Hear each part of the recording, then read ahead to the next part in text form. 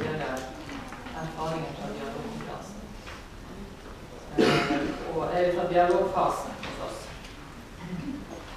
Jeg har bakgrunn som vernepleier, men har jobbet i en del år som systemansvarlig for journalsystemet hos oss, før jeg da begynte å jobbe med velferdsteknologiprosjektet i 2013.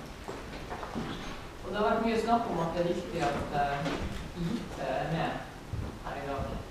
Så kan jeg bare fortelle at når jeg skulle jobbe med velferdsteknologi, så kranglet jeg meg til å bli ansatt på IT-avdelingen. Så jeg er en infiltrator. Jeg prøver å få alle de mannene til å gjøre som jeg sier, og skjønne helse- og omsorgsbehov. I Tromsø er jo en kommune som nå er drøyt 72 000 innbyggere og vekst. Det har vært en netto vekst på 1000 innbyggere hvert år de siste årene.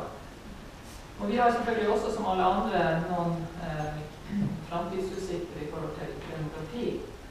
Og en av de tingene vi har gjort for å forberede oss litt på framtiden, det er at vi har kartlagt og beregnet framtidige behov for utbygging av helse- og omsorgsbygg fram imot 2030. Så det kartet her det viser da både eksisterende anlegg og fremtidige nye anlegg som vi enten har vedtatt at vi skal lage, eller som vi kommer til å få behov for. Og det er klart at i disse byggene så trengs det pasientvarsling. Så da skal jeg si litt om bakgrunnen for hvorfor vi har begynt med denne leverandørdialogen i forhold til pasientvarsling. Så skal jeg si litt om formålet med anskaffelsen, og dialogkonferansen er ikke enda noen erfaringene oppsummert. Bakgrunnen for at vi er der vi er i forhold til å skaffe framtidens pasientvarsling er rett og slett velferdsteknologiprosjektet, som vi jo deltar i som den eneste kommunen i Nord-Norge som er med i det nasjonale programmet. I år så har vi de her følgende fem punktene som vi jobber med. Vi holder på med utprøving og implementering av teknologi i private hjem og skoler. Vi forbereder oss på overgangen fra analog til digital alarm. Vi gjør det blant annet gjennom at vi driver og utvikler et IP-alarmtak. Vi har gått i gang med en systematisk utbedring av datainfrastrukturen i alle helse- og omsorgsbyggene. Og som en følge av det igjen, så er vi kommet dit at vi nå må skaffe mange pasientvarslingssystemer som kan snakke med den nye infrastrukturen vår. Det siste punktet er at vi også ser på hvordan vi skal organisere mottak av alarmtjenestene fremover. Men vi startet med et forprosjekt i 2013, før vi ble med i det nasjonale programmet. Og da hadde vi fokus på hva skal til for at vi skal kunne ta i bruk velferdsteknologi. Hva er de grunnleggende forutsetningene for at det skal være mulig å implementere? Vi brukte hele året på det, og det her tre rapportene her. Når dere får denne presentasjonen, så kan dere bare klikke på, så har jeg lagt inn hyperlenke til rapportene som ligger på nettet. Vi hadde 4 delprosjekt. Nå er jeg peke her alle.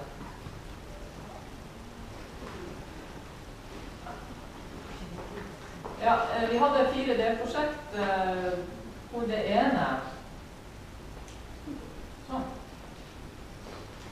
Så dette er sluttrapporten, og så er det 2 delprosjekt. Dette går på digitalisering av trygghetsalarmer, kommunikasjonslinjer, og det der prosjektet er jo egentlig det som er utgangspunkt for pasientvarsling. Vi kartla alle helse- og omsorgsbyggene våre, for vi visste jo det at vi hadde kun datalinjer inn til kontorene. Det er et administrativt nett. Og hvis vi skal digitalisere, så må vi også ha datalinjer inn til alle pasienter og alle omsorgsmyndigheter. Det bestemte vi oss for at det skulle være standard hos oss. Vi vurderte om det var nok med trådløst nett, og fant ut at det ble ikke godt nok, det er ikke sikkert nok, så nå har vi både datapunkt i alle omsorgsmyndigheter og sykehjemsrom, pluss en veldig tett sånn trådløst dekning. Hvis du ser på bildet der borte, så ser du hvordan det så ut i datarekket på et av de sykehjemmene før vi begynte. Det ser ut nå.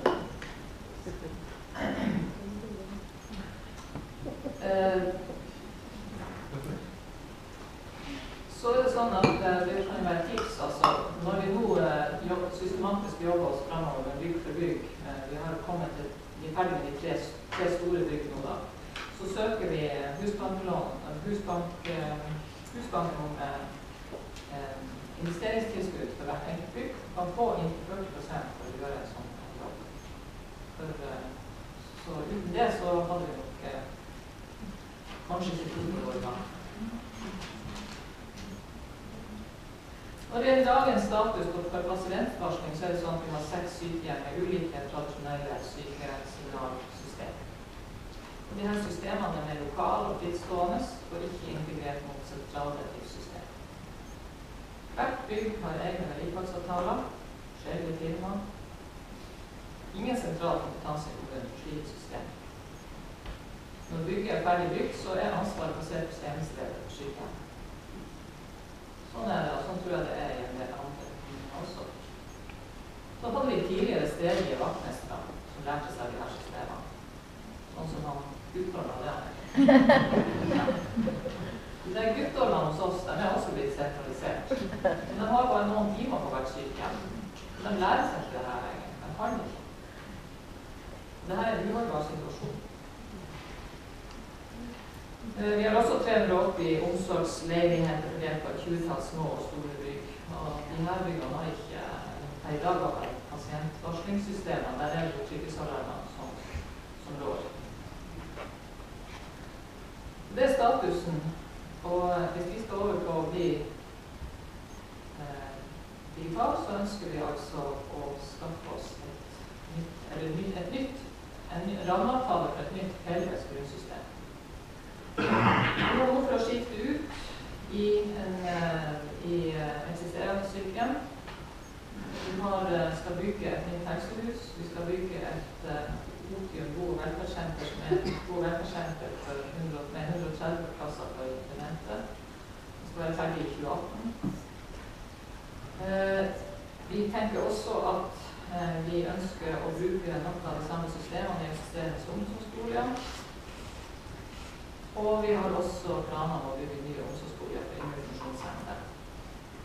Så formålet med anskaffelsen og leverandørdialogen det er jo selvfølgelig å skaffe oss oversikt over det teknologiske mulighetsrommet i markedet og få presentert utskiftingsbehovene våre for de neste 4 årene. Og det vi ønsker da, det er å utvikle en helhetlig løsning for pasientvarsling og velferdsteknologi som skal være bygd på utprøvd teknologi. Så vi er ute og etterspør et felles system med mulighet for individuelle tilpasninger på det enkelte sykehjem eller den enkelte omsorgsbolig. Og da tenker vi at vi skal klare at vi da får en felles sentral kontaktsløsning hvor vi kan konfigurere alarmer ute på det enkelte sykehjem, og hvor vi kan ta imot tekniske alarmer og overvåkning på alle sykehjemmene på et felles system, selv om det selvfølgelig også må være en lokal server som gjør at systemet på det enkelte bygg fungerer selv om fiberlinjer detter ned. Så spør vi også når vi er ute nå på denne forespørselen, går det an å tenke seg, er det noen som har et system hvor vi også kan ta imot trygghetsalarmer på samme plattform, samme overbyggende system. Så da hadde vi leverandørdialogkonferanse, ja, vi skal si litt om organisering av fortsatt. Vi har en styringsgruppe som består av de 3 berørte kommunaldirektørene. Kommunaldirektør for helse og omsorg, for finans og for eiendom. Så har vi prosjektgrupper som har representanter fra institusjonene, fra IT-tjenesten, fra byggforvaltning og fra innkjøp. Og da har vi med oss, fra byggforvaltning har vi med oss han som har jobbet i mange år med sentralsystem, med SP-anleggene, som har veldig masse kompetanse. For vi ønsker jo integrerte system.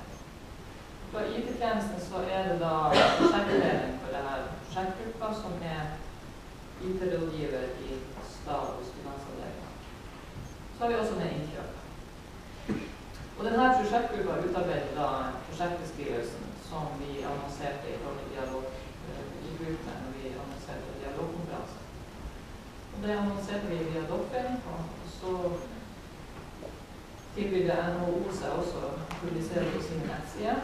Og jeg har brukt meg selv som verktøy for publisering og også for påmelding.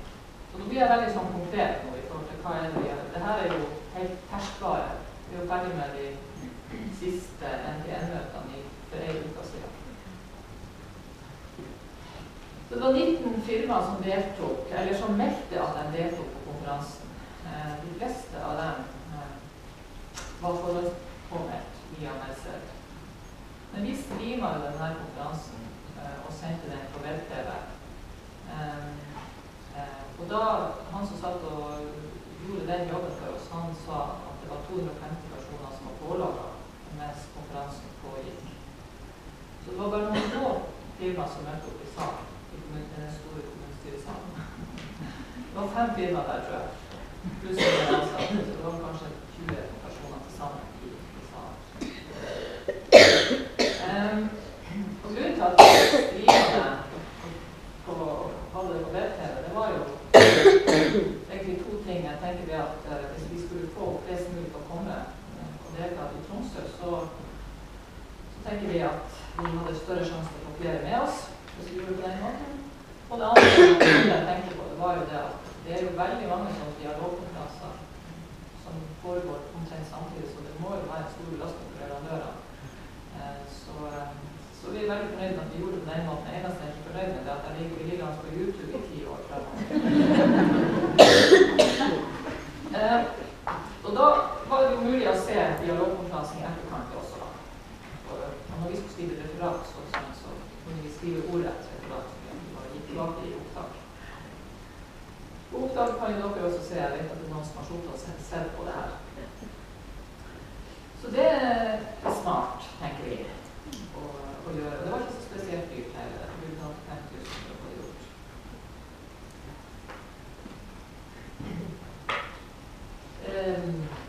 Leverandørene som deltok da, de fikk jo muligheten til å stille spørsmål til dialogen. Vi hadde en som satte 2 spørsmål på e-post og link underveis. Og vi fikk bare 6 spørsmål. Så det var mindre respons enn forventet. Jeg vet ikke om det normalt at det blir lite dialog på sånne dialogkonferanser. Det var jo mest til i dag også at det var ingen leverandører som bor på storpakka. Så det blir jo mer sånn enveispresentasjon. Men møtereferatet, ja, det ble jo sendt ut i etterkant til alle firmaer som var registrert påmeldt. Så kom det inn 9 løsningsforslag etter konferansen. Når prosjektgruppa gjennomgikk dem og hadde noen vurderinger frem og tilbake, ja, skal vi ha møter med alle, eller det var ikke alle som hadde sagt at de var interessert i NTN-møter, men vi ble enige om at vi skulle tilby alle NTN-møter. Så skulle vi forberede oss til det, og da fant vi ut at hvis vi skal få noenlunde likhet i struktur på de her møtene, så må vi forberede de spørsmålene vi skal stille. Og da sendte vi faktisk ut de spørsmålene også før NTN-møtene. Og da faktisk så var det noen leverandører som da hadde svart en skriftlig og sendt dem inn før NTN-møtene. Eller de presenterte en i møtene. Og de fikk jo da tilbud om å gjennomføre dialogmøte hos oss, eller elektronisk via videokonferanse, Skype eller link. Og det var 3 fysiske møter, og resten var elektronisk.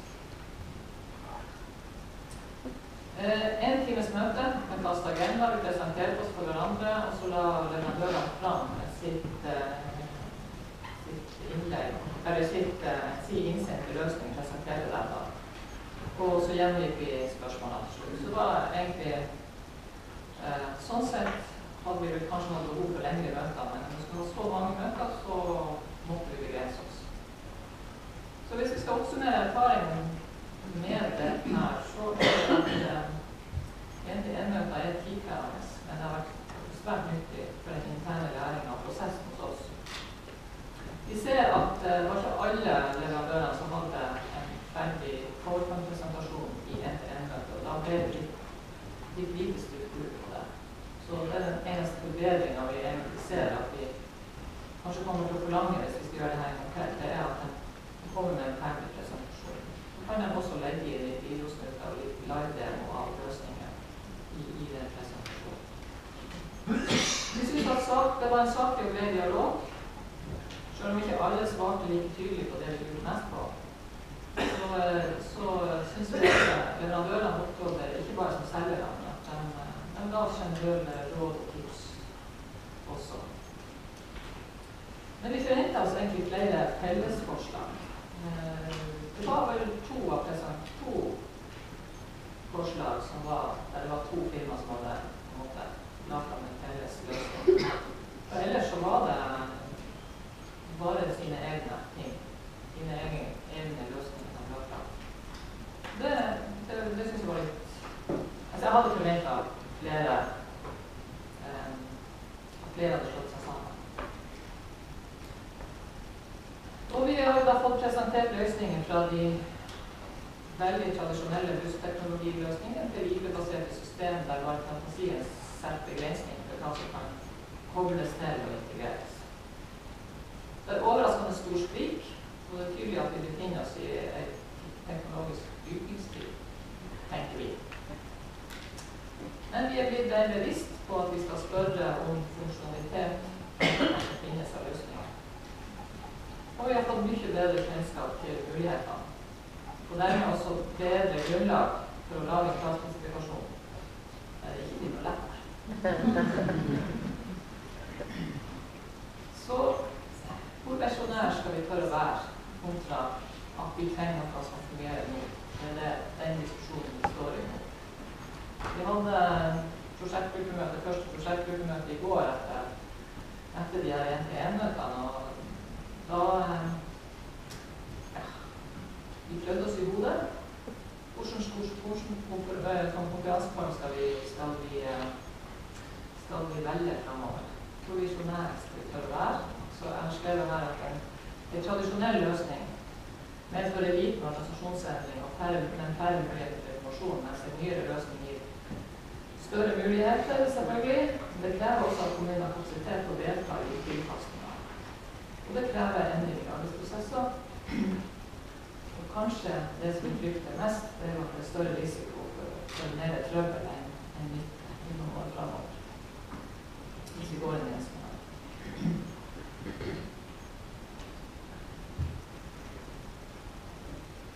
Så kravspesifisering blir ikke lett, men vi har tatt begge deler. Vi må ha noe som fungerer fra dag 1 til et par av de gamle sykehjemmene våre. Vi må skifte ut i alle fall 1 i år. Men vi har tid, og vi ønsker leverandørene inn i en samspillsfase for de nye byggene.